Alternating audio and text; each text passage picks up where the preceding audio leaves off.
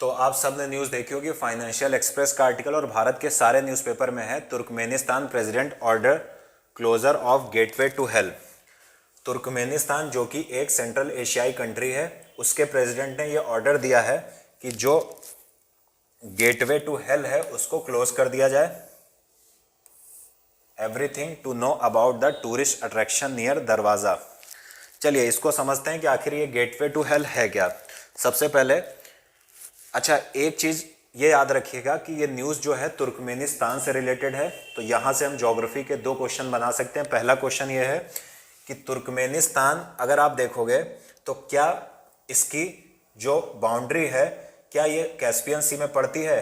ये देश आप देखेंगे कि कैस्पियन सी से छूता हुआ है। दूसरी बात, जो ये तुर्कमेनिस्तान है इसमें एक डेजर्ट मिलता है, काराकुम डेजर्ट। कौन सा डेजर्ट मिलता है? Karakum desert. तो इस बात को याद रखना। पहली चीज क्या है कि तुर्कमेनिस्तान कैस्पियन सागर से लगा हुआ है।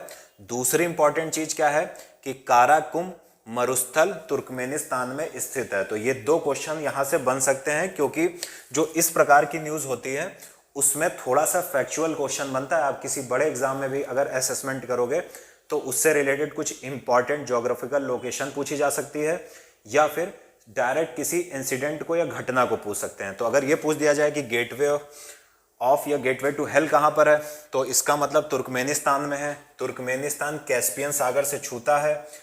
तीसरा इंपॉर्टेंट पॉइंट, काराकोरम डेजर्ट जो है वो तुर्कमेनिस्तान में ब्राउन कलर का आपको दिख रहा होगा, तुर्कमेनिस्तान में स्थित है। अब चलिए बात कर लेते हैं न्यूज़ की।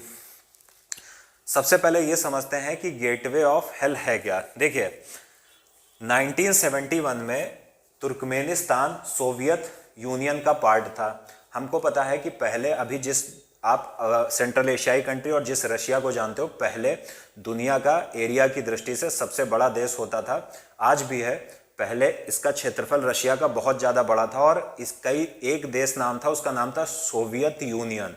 लेकिन आर्थिक हालात बहुत ख़राब हो जाने के कारण 1990 में रशिया का डिसइंटीग्रेशन हो गया और रशिया कई छोटे छोटे देशों में डिवाइड हो गया, और उन्हीं छोटे देशों में एक देश था तुर्कमेनिस्तान।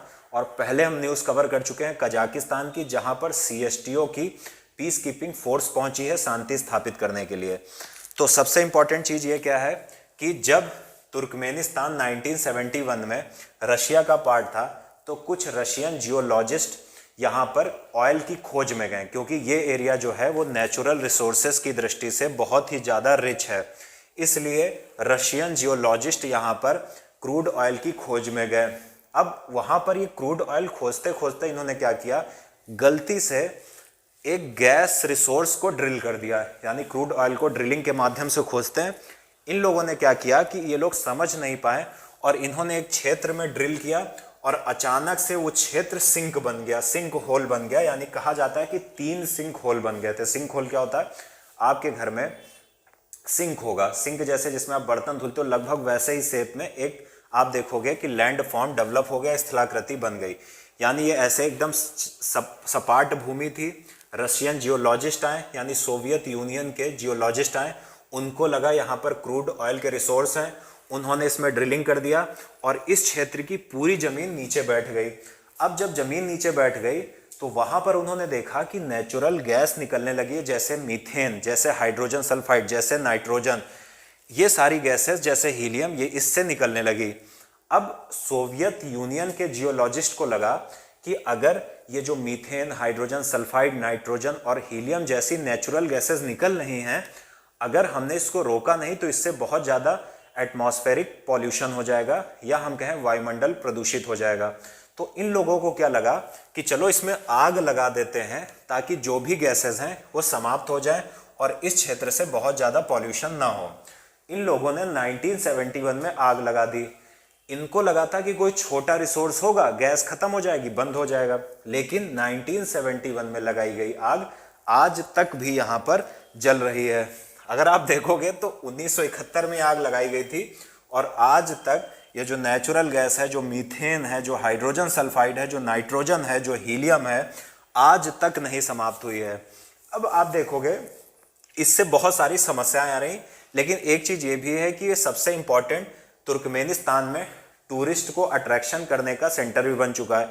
इसको देखने के लिए बहुत दूर दूर से टूरिस्ट आते हैं कि आखिर क्या ऐसा मामला है कि 50-51 साल से लगातार ये सिंकहोल में आग लगी हुई है और जल रही है। अब इस समस्या क्यों है? क्योंकि इससे आप देखोगे कि मीथेन पॉल्यूशन बढ़ सकता है। अगर हम मीथेन की बात करें तो मीथेन से सबसे बड़ी समस्या ये आती है कि मीथेन ग्राउंड में यानी सतह पर, सरफेस पर ओजोन फॉर्मेशन करती है। अब आप कहोगे ओजोन तो अच्छी होती है क्योंकि स्ट्रेटोस्फेयर में पाई जाने वाली ओजोन सूर्य से आने वाली सोलर स्पेक्ट्रम के अल्ट्रा वायलेट रेस को एब्जॉर्ब करती है। ठीक बात सुनी है, लेकिन जो बात आपने सुनी है वो स्ट्रेटोस्फेयर में, या फिर आप ये समझो कि लगभग 12-13 किलोमीटर की ऊंचाई के ऊपर पाई जाने वाली ओजोन गैस है। वहां पाई जाने वाली ओजोन गैस हमारे लिए अच्छी है क्योंकि वो सोलर स्पेक्ट्रम के अल्ट्रा वायलेट रेस को पृथ्वी पर आने नहीं देती है, जिसके कारण हमें स्किन कैंसर नहीं होता है। लेकिन जो ग्राउंड पे इसके मीथेन के कारण ओजोन फॉर्मेशन हो जाता है, इससे बहुत प्रकार के पॉल्यूटेंट बनते हैं। जैसे अगर हम बात करें, जो आप स्मॉग देखते हो, धुएं जैसा और कोहरे जैसा, उससे बहुत सारी रेस्पिरेशन रिलेटेड बीमारियां होती हैं, हमारे श्वसन तंत्र की बीमारियां होती हैं। वो स्मॉग ओजोन के कारण ही बनता है। ओजोन के, अगर हम ओजोन से युक्त एयर को सांस में यूज करते हैं तो बहुत सारी प्रॉब्लम्स होती हैं। तो याद रखिएगा, जो स्ट्रेटोस्फेयर में ओजोन है वो ठीक है, लेकिन जो ट्रोपोस्फेयर में यानी हमारी सतह के पास ओजोन पाई जाती है वो इंसानों को बहुत ज़्यादा नुकसान पहुंचाती है। तो मीथेन के रहने से ओजोन फॉर्मेशन होता है। दूसरी चीज़, मीथेन की अगर हम बात करें तो मीथेन से क्या होता है कि मीथेन का अगर आप देखोगे कि कंसंट्रेशन हमारे ट्रोपोस्फेयर में बढ़ जाए तो इससे क्या होगा कि हमारे सूर्य से आने वाली जो शॉर्ट वेव रेडिएशन है, जब वो लॉन्ग वेव रेडिएशन के फॉर्म में जाती है तो बाहर नहीं जा पाती है, इसलिए हमारी पृथ्वी का टेम्परेचर बढ़ जाता है, जिसे हम ग्लोबल वार्मिंग कहते हैं। तो मीथेन की जो ग्लोबल वार्मिंग करने की क्षमता है वो कार्बन डाइऑक्साइड की तुलना में लगभग कहा जाता है 80 गुना अधिक है। यानी कार्बन डाइऑक्साइड से भी खतरनाक मीथेन गैस है जो इससे रिलीज हो रही है, इसलिए एक बड़ी समस्या बनी हुई है। अब अगर हम बात करें कि अभी इसकी आग बुझाने की बात क्यों की जा रही है, इसको बंद करने की बात क्यों की जा रही है, क्योंकि इससे कई प्रकार की समस्याएं आ रही। पहली समस्या यह है, इसके जलने से साथ ही साथ ऐसे भी गैसेस रिलीज हो रही हैं जिससे यहाँ के इन्वायरमेंट को नुकसान पहुंच रहा है, इसलिए इसको बंद करने की बात की जा रही है। साथ ही साथ तुर्कमेनिस्तान की जो सरकार है, जो प्रेसिडेंट है, उनका कहना है कि इससे नेचुरल रिसोर्सेज का, जिनका हम और बहुत रूपों में यूज़ करते हैं, उनका नुकसान हो रहा है। क्यों? क्योंकि नेचुरल रिसोर्स जो भी वो जले जा रहे हैं। अगर हम इसको बंद करके जो भी नेचुरल रिसोर्सेज हैं उनका यूज़ कर लेते हैं तो ज़्यादा बेहतर होगा। तीसरी चीज़ क्या है, इनका कहना है कि इसकी वजह से इस क्षेत्रों में इंडस्ट्रियलाइजेशन नहीं हो पा रहा है, उसके लिए समस्या है। तो इसको अगर हम बंद कर देंगे तो हमारे देश में यानी तुर्कमेनिस्तान में औद्योगिकीकरण बहुत तेज़ी से होगा। तो उम्मीद है आप लोग समझ पाएंगे।